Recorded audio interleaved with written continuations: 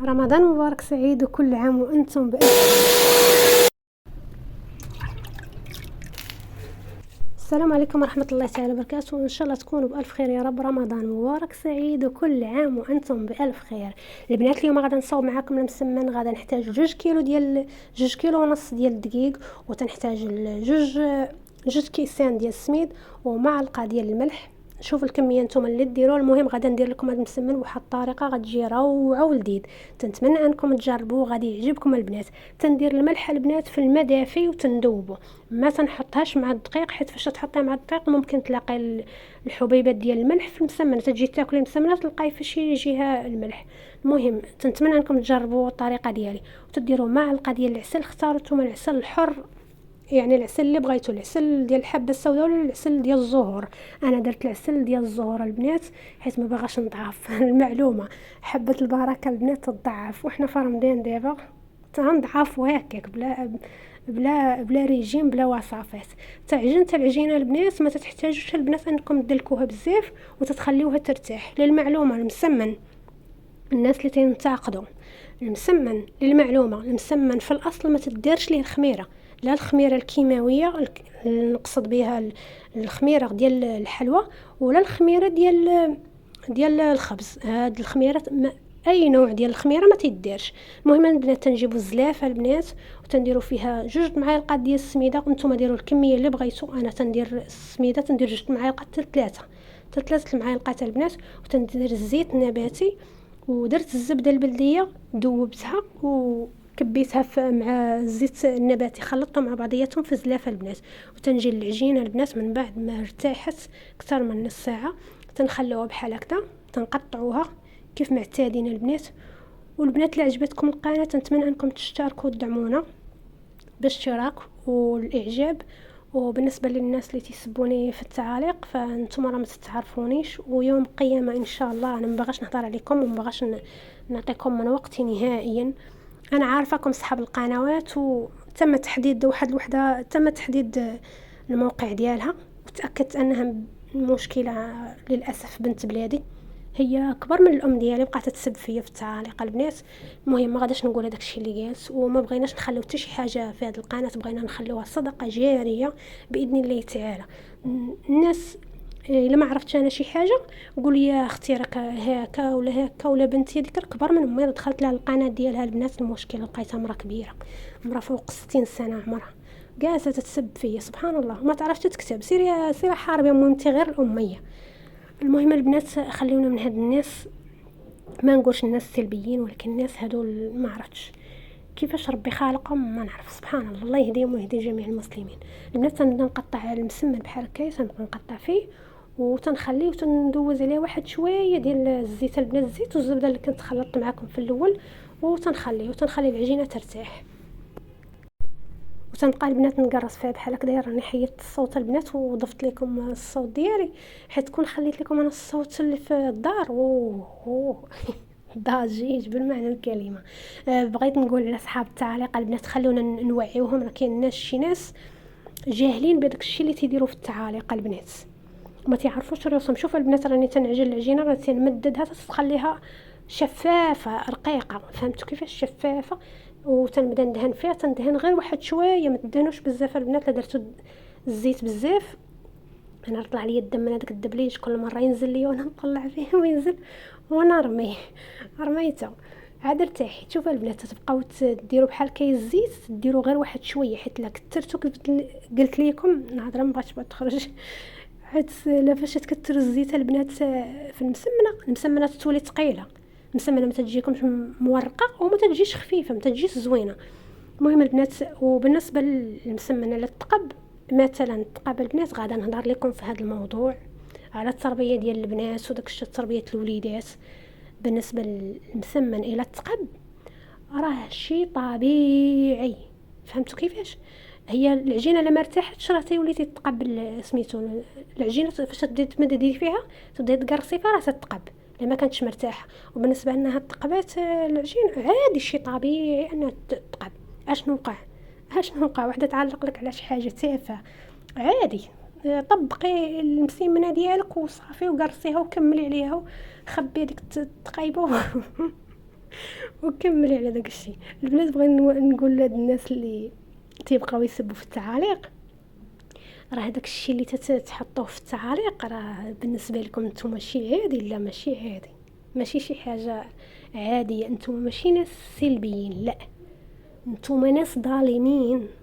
في هذا الزمن ولاو تيقولوا لكم سلبيين، ولكن نتوما في الاساس ناس ظالمين. تجيو عند وحده تبداو تسبوا فيها وتسبوا، هذيك راه سيئه جاريه تتخليها وراك من بعد موتك. تخيل نخليك هذاك التعليق تم واخا نحذفوا انا يوم القيامه نتلاقى بك، تخيلي تكوني غاديه تدخلي الجنه ونوقف على كان ناخذ لك حسناتك كلهم.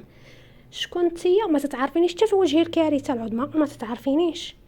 نقول لك اختي، انا هي مولات هذيك القناه اللي سبيتيني وانا ما مسامحاكش. تخيلي تدخلي لجهنم على قبل التعليق. فيقوا فيقوا فيقوا. هاد الكلام ما موجهش للبنات الظريفات بنات الناس، موجه للظالمات، فقط للظالمات اللي تحطوا التعاليق ويسبوا. غدا نهضر معاكم في هذا الموضوع البنات، ونوعيو الناس لعل وعسى ربي يهديهم. وهنا البنات راني بقيت ندير في المسمن، وبقيت رميت المسمنه الاولى في المقله، خليتها سخنت وحطيت فيها المسمنه، وبديت نصوب في المسمنه الثانيه، وبديت نصوب في المسمنه الثانيه. شنو نقول لكم، راه ضفت لكم صوت البنات وعليا واحد الضغط، ما نقولش لكم الدنيا عندي بلوكيا.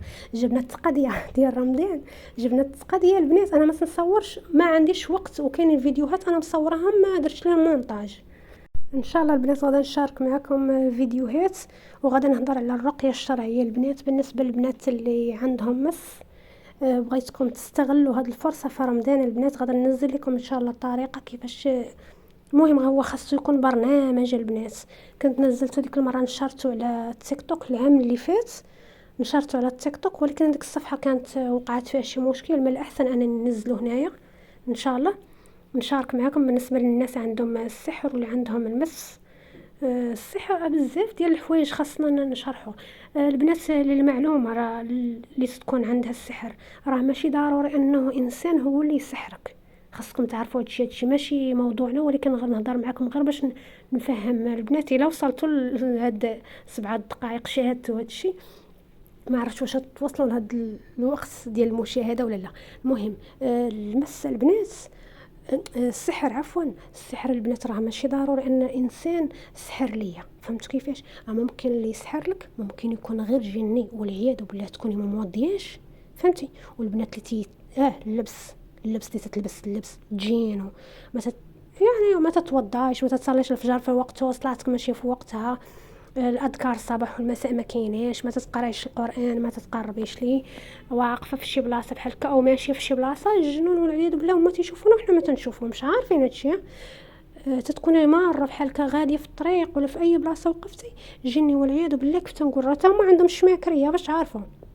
هما راه عندهم الشماكريه، عندهم هما اللي المسلمين راه كاينه سوره الجن في القران. المهم البنات يشوفك واحد بحال هكا تعجبيه يدخل الى كلك هالات من بعد نهضر معكم البنات باش تفهموني. المهم بحال تكوني عندك، بحال تكوني نتيا بحالك بحال البونجا فك هذوك التقيبات. فهمتي كيفاش؟ هذوك التقيبات خاصهم يتسدوا، باش تيتسدوا بالطاعه البنات، تتسدوا بالصلاه، تتسدوا بالوضوء، تكوني ديما نتيا على طهاره، تكوني مصليه صلاتك في وقتها، اذكار الصبح والمساء، تتقراي القران، ماشي تتغادري القران، تكوني مهاجره 3 ايام ولا 4 ايام مصلي ما قارياش القران، ولا ما يمكن شهور ما مقارياش القران وما مقرباش ليه يمكن في حياتك كامله. فهمت كيفاش البنات؟ غادي نهضر معكم وغننزل لكم برنامج البنات الا كنتم مهتمين، راه ننزل لكم هنايا. ما كنتوش مهتمين غادي نبقى ننزلها في التيك توك عند دوك البنات اللي كاينين تما كاينين مهتمين واللي عندها المس، راه من دابا تسالي منه من هنايا من قناتي ان شاء الله ننزل لكم طريقه كيفاش تهنوا منه. تهني منه سهله مالا، عن تجربه تنهضر، انا ما تنهضرش لكم من فراغ. انا كنت مريضه، كان عندي المس، ماشي واحد ماشي جوج، راه هجمت عليا عشيره البنات. فهمت كيفاش؟ ومن بعد نقول لكم القصه ديالي كيفاش توقع لي هادشي. السحر البنات بغيت نقول لكم السحر راه ماشي ضروري، راحت عليا ضغطه البنات ندخل لكم في الموضوع ما صعيب باش نبقى نشرح لكم، بقيت نشرح لكم هنا غادي نبقاو ساعه. على السحر البنات. السحر ماشي ضروري كيف قلت لكم انا، السحر يسحرك انسان، ممكن يسحرك جني والعياذ بالله، او الشيطان عجبتي يدخل لك.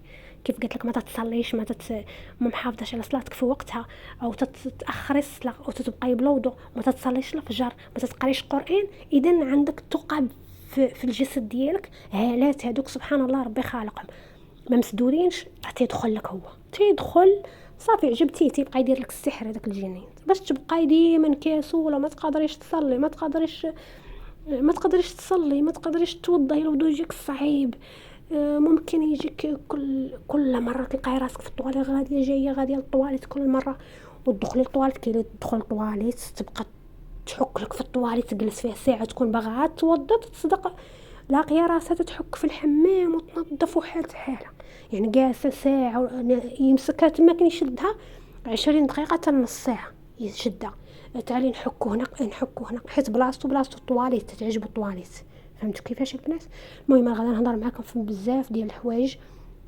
وبالنسبه للمس راه هذه هي وقيته، بس هنا ضعيف. دابا هذا هو الشهر اللي خاصك تهني منه، فهمتي؟ بغيتوا الطريقه ننزلها لكم ونشرها معكم. وبغيت نقول لكم واحد المعلومه البنات، المس والجن، شي وحده ما تعرفش المس شنو معناته. المس هو الجني او الشيطاني تيدخل لجسد البنات. بغيت نقول لكم البنات واحد المعلومه، هو انه هذا الجني بالنسبه للبنات اللي باقيين ما مزوجاتش راه تيعسر زواجها، راه تتاخر لك الارزاق، وباذن الله تعالى ماشي باذنه هو، ولكن تديري اسباب تحركي باش ربي ييسر لك تهني من هذا الجني وهذا السحر اللي تيدير لكم. في رعايه الله وحفظه، والسلام عليكم ورحمه الله تعالى وبركاته.